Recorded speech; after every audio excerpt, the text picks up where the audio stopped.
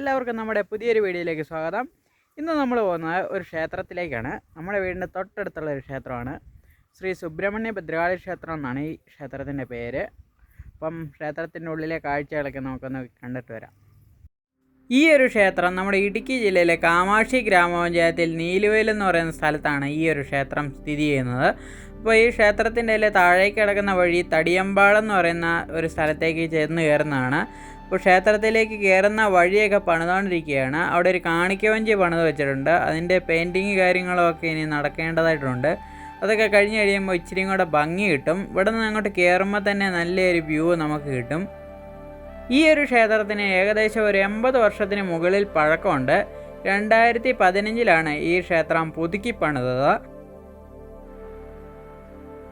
ഈ ഒരു ക്ഷേത്രത്തിലെ ഉത്സവം വരുന്നത് മീനമാസത്തിലെ അശ്വതി, ഭരണി, കാർത്തിക എന്നീ നക്ഷത്രങ്ങളിലാണ്.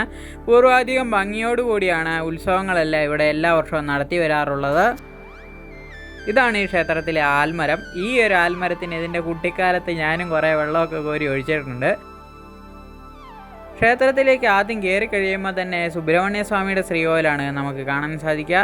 അതിൻ്റെ തൊട്ടടുത്ത് ഭദ്രകാളി ദേവിയുടെയും മഹാദേവൻ്റെയും ശ്രീകോവിലുകൾ കാണാൻ സാധിക്കും. പിന്നെ ഉപദേവന്മാരായിട്ട് ശാസ്താവും അതുപോലെ ഗണപതി ഭഗവാനും നാഗരാജാക്കളും പിന്നെ രക്ഷസും യോഗീശ്വരനും ഒക്കെ ഈ ഒരു ക്ഷേത്രത്തിൽ അനുഗ്രഹം ചൊരിഞ്ഞു ആണരുളുന്നു.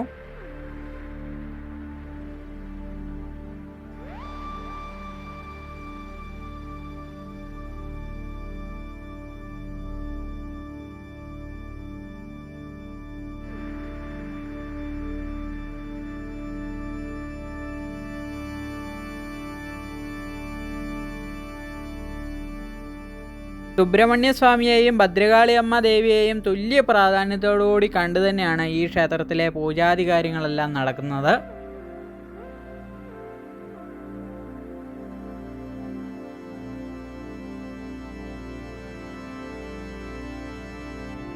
ഈ ഒരു ക്ഷേത്രത്തിലെ പ്രധാന നിവേദ്യം എന്ന് പറഞ്ഞു കഴിഞ്ഞാൽ പഞ്ചാമൃതമാണ്. ദേവിക്ക് ഗുരുതിയും.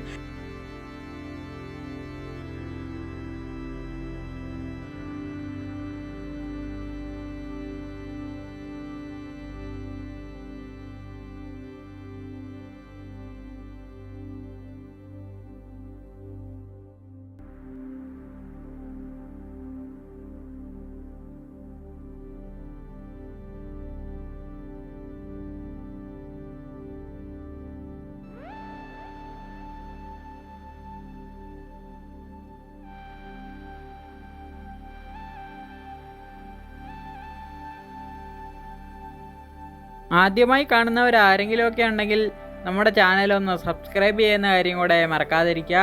സബ്സ്ക്രൈബ് ചെയ്തിട്ട് ബെല്ലൈക്കൺ അമർത്തി ഓളമർത്തുകയാണെങ്കിൽ നമ്മൾ അപ്ലോഡ് ചെയ്യുന്ന വീഡിയോകൾ ഉടൻ തന്നെ നിങ്ങൾക്ക് നോട്ടിഫിക്കേഷനായി ലഭിക്കുന്നതായിരിക്കും.